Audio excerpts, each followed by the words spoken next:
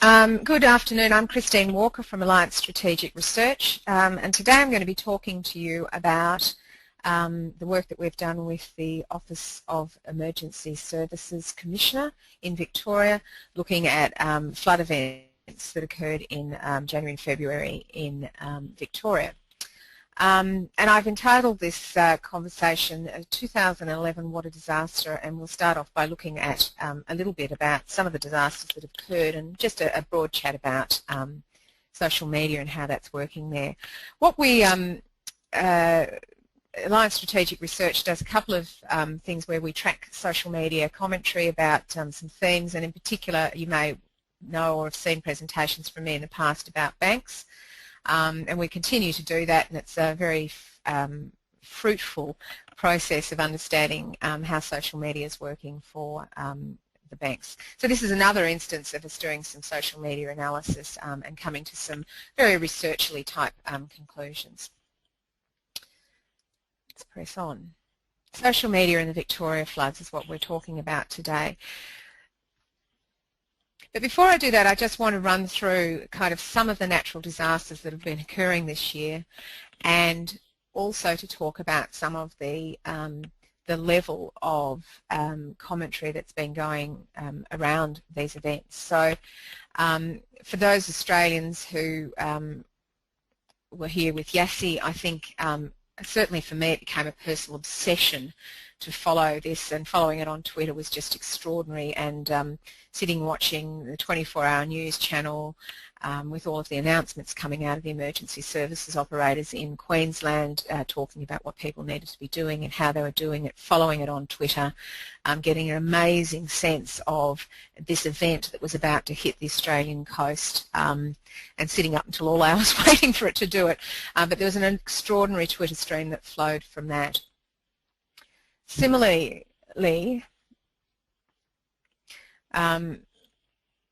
Irene, which occurred sometime later in the year.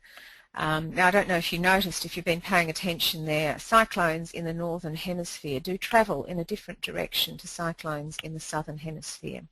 It's the bath plug principle.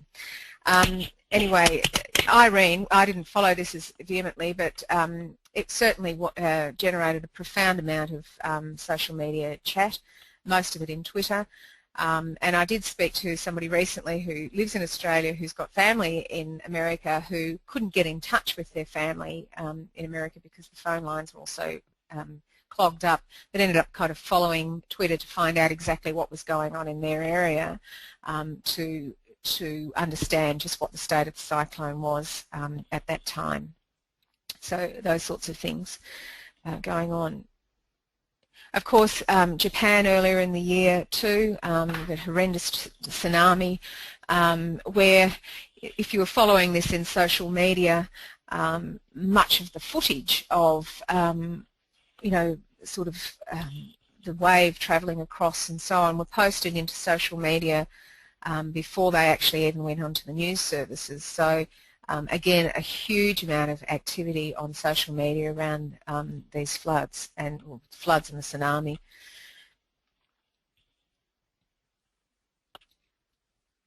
Then, of course, Christchurch, the earthquake that occurred there. There was a hashtag generate very quickly about that. And again, just a massive amount of social media chatter around what was going on, what was affected, who was affected, where people were, all those sorts of things that result when there's a natural disaster.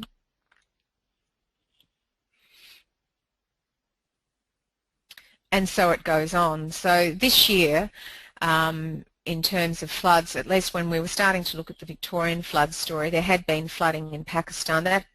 A lot of the flooding in Pakistan was late last year, but there was further events this year, and there was still obviously a lot of discussion about the recovery process of Pakistan. There were floods in Jeddah, massive floods in Brazil with a lot of earth slides and a lot of loss of life, and then of course there were the Queensland floods, and Toowoomba flooding in particular got an enormous amount of social media commentary because there were flash floods and some really fantastic footage of kind of cars being swept away and just extraordinary sort of vision of events unfolding there.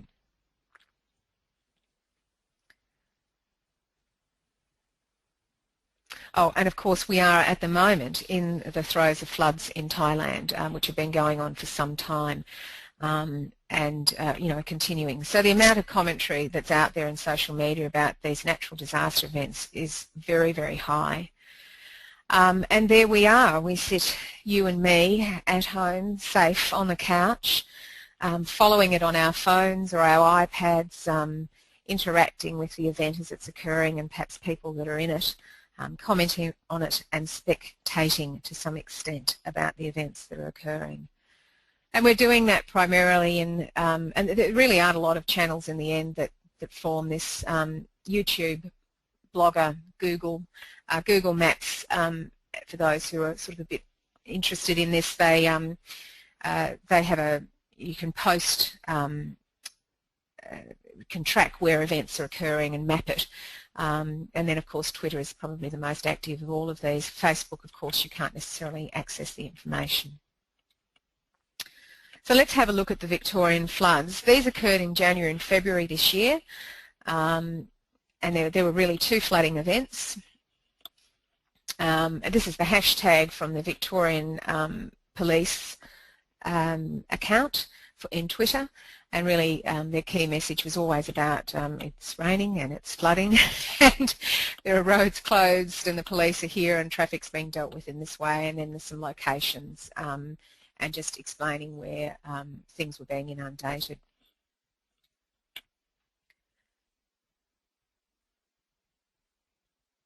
So the two flooding events, one was a largely regional flood, and that was, so Horsham's a perfect example of that. And this was a slow inundation. It was a result of rivers rising. So communities were aware in advance that they were likely to be flooded. And that the waters would be rising. This was not by any means a flash flood. It tended to be a slower inundation. The fact is that nearly about a quarter of the state of Victoria, which is I think about the size of England, was flooded at that time. So the extent of the flooding was absolutely massive. But the nature of it was to some extent quite undramatic because it was a fairly slow inundation. The later flood in February was what could probably be termed as a flash flood, and this was a result of very heavy rain and very rapid inundation, flooding. So people got stuck in cars and traffic in an unexpected way. Also, this flood event was primarily around Melbourne, the capital city of Victoria, and its immediate environs. So there was a much heavier and denser population. So we were asked by the Office of the Emergency Services Commission to look at the role of social media in conveying information about floods and other natural disasters.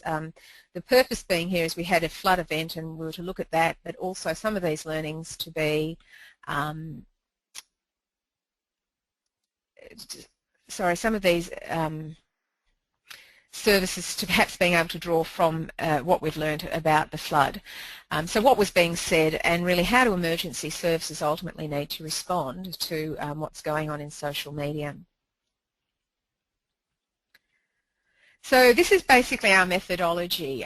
We were asked sort of during the floods to start tracking it, and we did so. We set up a method using buzz numbers to monitor what was going on in social media. We also used another service, and we, unfortunately, because of the nature of a natural disaster, they kind of occur and you don't necessarily know where the event is occurring or what conditions. So you actually have to cast the net fairly broadly to capture the relevant information. So we did that. We then obviously got a whole lot of comments, many of which were not relevant because there were comments about the floods in Thailand, there were not Thailand, Pakistan, comments about the floods in Brazil and comments about floods in Jeddah, and also there was a lot of stuff from Queensland coming through in the feed. So we needed to clear out all that non-relevant information. We then classified the comment basis on intent, and the thing is with this is we kind of started with the database and said, well, what is here? and what is it that's saying. So we allowed to some extent the data itself to define what it was that we, the shape of the analysis, and then we undertook analysis in a quantitative sort of way about what was going on. We did clean the comments down to Victorian flood locations and rivers, so where there was a long list of names where we knew that there had been flooding of locations, so those locations were put in, so that was a way that we reduced our data set. And we also did most of the analysis via human reading because of complexity of trying to get programs to do it. We've got a little programming device that helps us code. It's a very simple coding format, but it's a highly adjustable system, and I think works very, very well with social media, because to some extent you need to have looked at what the substantial content is first before you can decide the shape of your analysis. So this kind of allows us to do it that way. So let's have a little look at what was going on. Basically, we ended up with 300,000 comments, and that was by no means the full extent of what was out there. So, you know, when you look at a world looking at flooding events, or a world looking at Yassi, or a world looking at Irene, there is just so much comment out there. The Victorian floods, in fact, didn't get anywhere near as much comment as, say, the Queensland floods did. But by the time we cleaned all of that, we came down to 12,405 comments that we deemed that were related to the Victorian floods, in the sense that they had the location or a river name that was relevant to Victoria within it.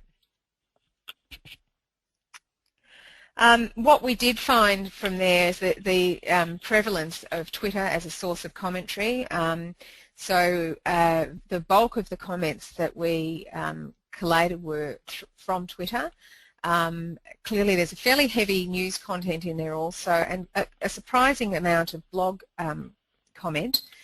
Now Facebook is fairly low, but that's to be expected, because unless it was in a public forum or in an open space within Facebook, we're not going to collect that information. So I would say there's probably as much other comment sitting in Facebook as what we've been able to capture in a public space.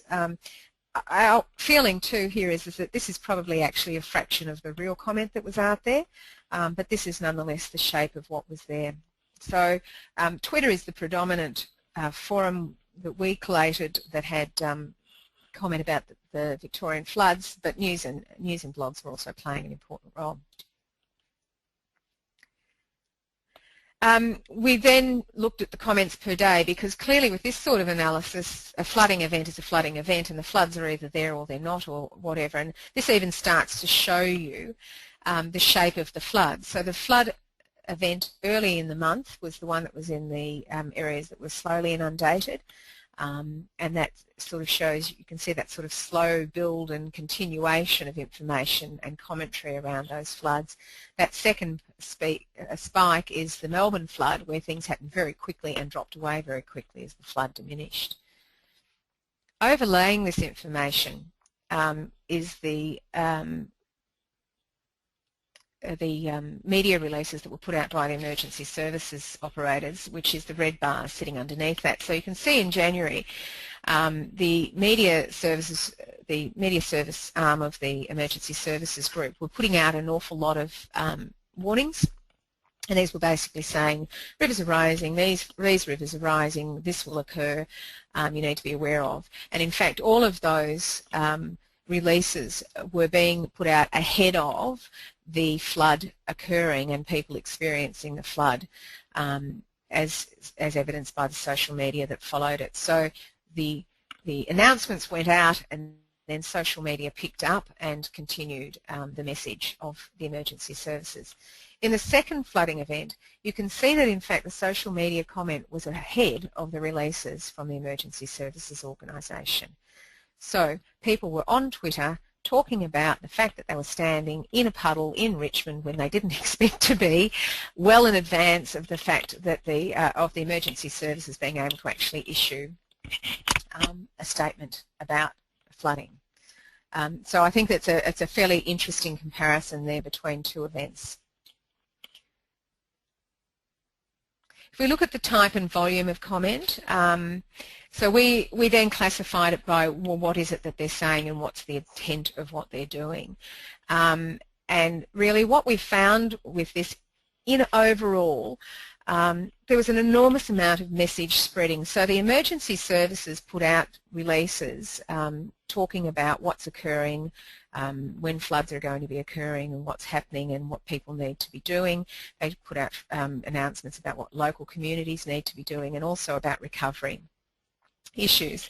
And so what we see is actually many people pick up those messages and pass them on. So one of the key things that we found is that people were spreading these messages further. So in this emergency, what they're doing is putting that, effectively spreading the message in relation to either relief donations, so where you can contribute and how you can contribute to people affected by the floods, about recovery, and about the warnings and other information that's going out.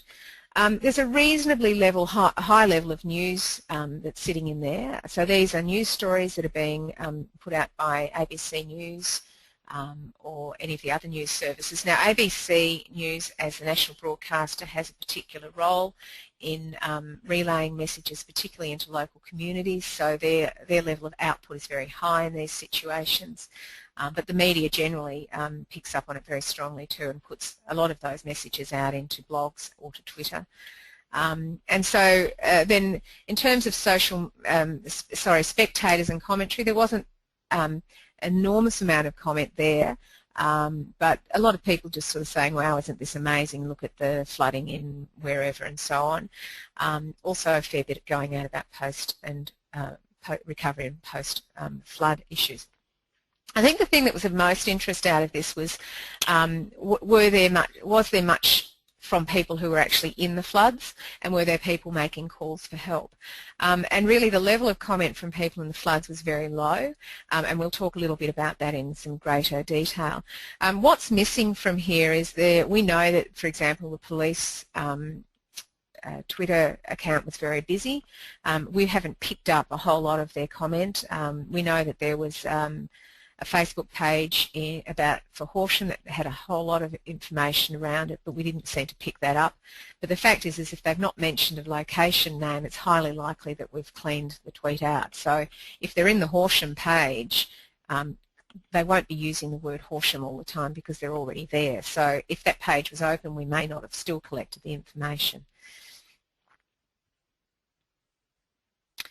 And I think there's a really important distinction here between where people were. So as I said, that second flooding event was largely a Melbourne-based flooding event, and the first one is in the regional areas of Victoria with very low population, and all of a sudden you can see a very different pattern of what was going on in terms of commentary. So in the Melbourne floods, there was a far higher level of comment from people who were in the flood.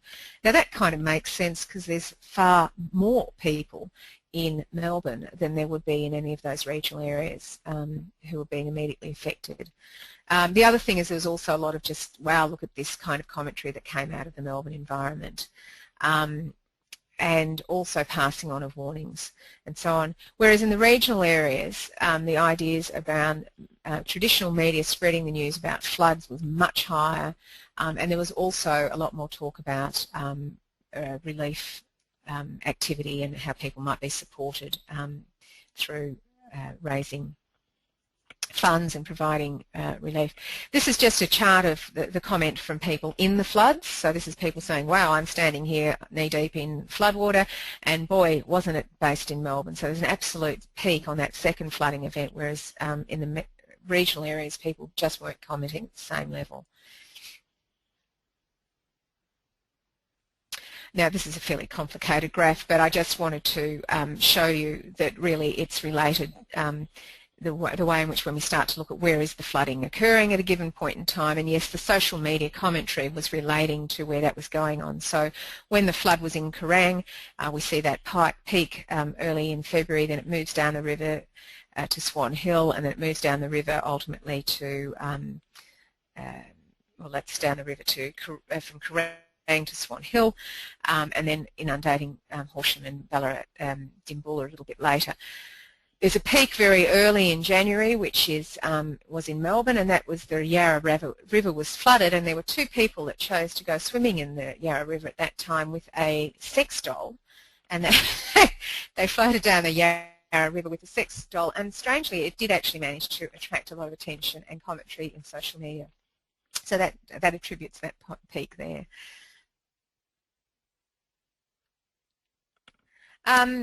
So I think what's interesting here is that we've clearly got a good level of social media commentary going on, and when we look at what the disaster communications model has been in the past, it's really about a one-to-many. So the emergency services organisations are very interested in making sure that their warnings are correct, that the information that they're putting out is correct, and they release that into the press. So they have a press release, it goes to the press, and then it goes out to the populace, and it's intended to be accurate, up-to-date information about what's going on.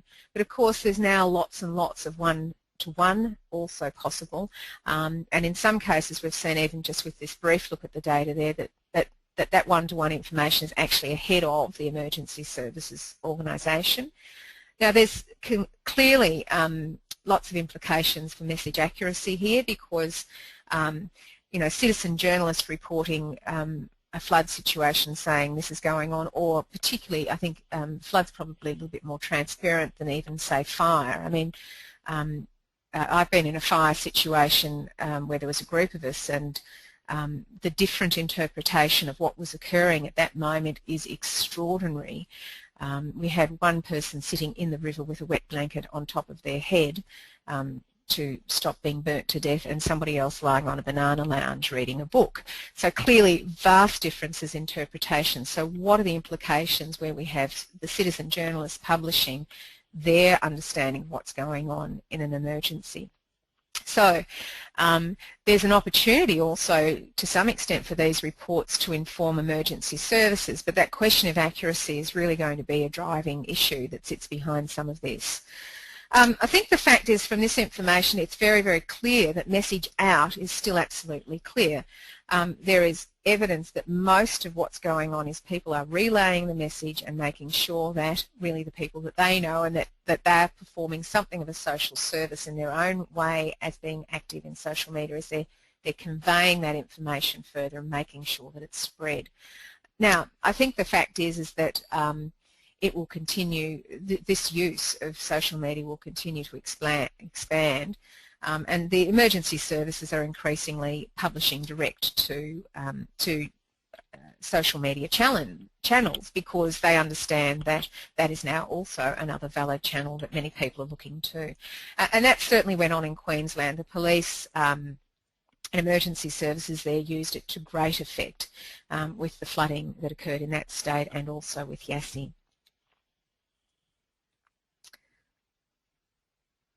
I think the thing is here is it's important to remember that to do this analysis for one event is all very well, and say, well, the key thing that's going on here is message spreading, and people are you know, communicating in different ways about it and so on. But I think it's very, very important to understand that obviously every crisis is going to take a very different shape in social media. I think the Japan crisis was vastly different to the Victorian one. So part of the amazement with the Japan thing was actually the vision that came out of the social media environment. That wasn't as evident in these floods in Victoria. Our recommendation to emergency services is that they almost need to have everything set up and ready to go in advance. So, you know, in a fire event there's going to be a certain number of words that are used, and locations that might be particularly prone to fire. And they need to have these things set up in advance and ready to go, because trying to set it up on the fly is too hard. It shifts so quickly depending on what happens that somebody has to be sitting there monitoring on a daily basis. But if you're actually setting it up on an hourly basis, if you're trying to set it up as the crisis is unfolding, that's even more difficult. So you know, monitoring this and understanding what's going on is really a matter of some forward planning. This has been, this analysis has been very much as a guideline for media practices for government agencies, and even more broadly than that. I guess the fact is that I guess in conclusion, each emergency will take a very different shape. The way in which people participate with our emergency will take a different shape, but I think the thing is it's been really lovely to see in this is that the will has been very positive in the sense of wanting to spread message and make sure that the communication is expanded rather than contracted or commented upon. There's a full paper on this, and if you just want to go in and Google this, this is a new way to do referencing, but if you just go in and Google OESC, Office of Emergency Services Commission, and put social media, the link to the paper, and there's a short video there of 8 minutes will come up, but you can have a look in detail about what it is that we've done. So thank you very much for listening today. I hope you found that interesting, but it's just, I think what's been good about this study, it's been an application into a communications model that's you know, going to have some play out in how emergency services delivered in the future. Thank you very much.